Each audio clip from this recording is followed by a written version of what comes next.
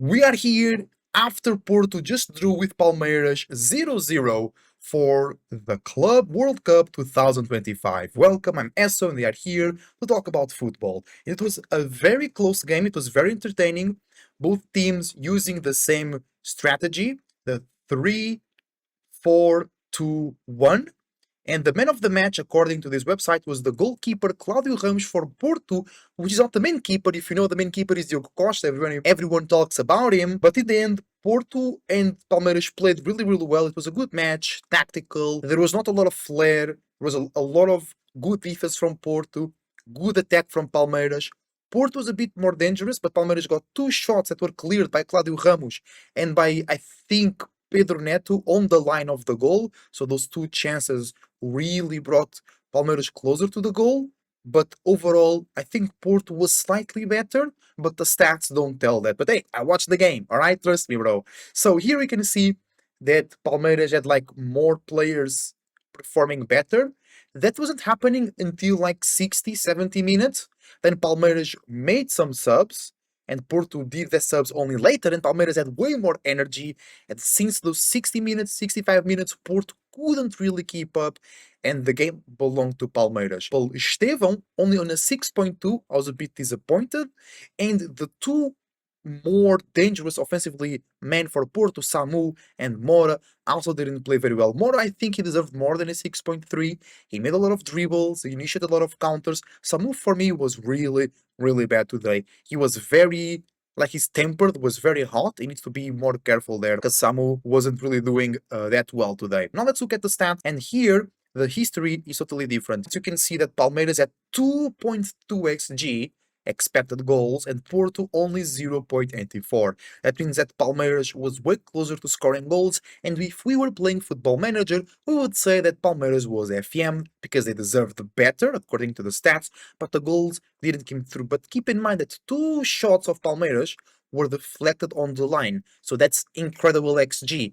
Other than that, I think they weren't very dangerous. But those two shots were very dangerous, right? More possession for Palmeiras, 55%, only 45 for Porto. Total shots, 17 for Palmeiras, 11 for Porto. Shots on target, 5 for Palmeiras, 3 for Porto. So you can see here it was closer. Two big chances, those two chances that were cleared on the line for Palmeiras, and then one big chance for Porto, but there was another chance that it wasn't on goal, but I think it was Zé Pedro in the middle of the block of Palmeiras on the corner, almost scored the goal, but it went wide. XG on target, 198 for Palmeiras, 0.7 for Porto. Where is shots off target, 7 for Palmeiras, 5 for Porto. Block shots, 5 for Palmeiras, because those two on the line was very important. And then only 3 blocked for Porto. One hit, that's true, Palmeiras got one ball on the post, I forgot about that. So they hit the woodwork once, I'm glad we're checking the stats. Yeah, that's it. Porto was very solid defensively though, so I really enjoyed that. Palmeiras, through the end of the game, way more creative, that's for sure. Now let's see the standings. Let's see the group, which is Porto, Palmeiras, Porto from Portugal, Europe, Palmeiras from Brazil, South America, they both speak Portuguese. Al Ahly, I think from Egypt, and Inter Miami from USA, with the team of Messi, everybody on 1 point right now. If I have to say, Porto is the best team, but in Portugal, they didn't do very well this season. They finished third, they lost their old president literally died, but it's not because of that they lost their president, there was elections, they got a new president, and then in the middle of the season, they lost their manager as well, they brought a new one, so a bit of a tough time. They lost important players, Porto. They lost Galeno. They lost Nico Gonzalez.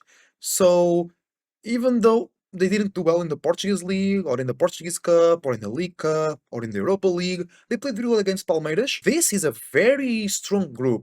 We don't have nobody big from Europe, and that's why it's a strong group. In my perspective, I think Porto can pass the group, maybe in second, but I think Al Ahly might be the biggest surprise. Let me know if you know anything about these teams. Palmeiras also played really well, but they lacked some flair. They were a bit too stagnant. That midfield was not really connecting well with the wingers and with offensive midfielders. With the subs, they became way better against Porto. Really interested to see Inter Miami. What are the next games for Porto here? For an example, it will be Porto Inter, interesting, in 3 days, and then Porto Al Ahly. I will also be watching tomorrow Benfica's game in the Club World Cup, and Benfica is here playing against Boca Juniors, and they are in group C with Bayern Munich and Auckland City. Bayern destroyed Auckland 10-0, and I think here it will be Bayern and Benfica passing through. Depends how good Boca will be. Auckland, I think, is just out of play. I mean, Benfica loses to Bayern, but like 2-0, 1-0, 2-1, maybe 4-0, but not 10-0. Then very interesting to see how Bocas will do. Thank you for watching here. Heads up, Football is going out.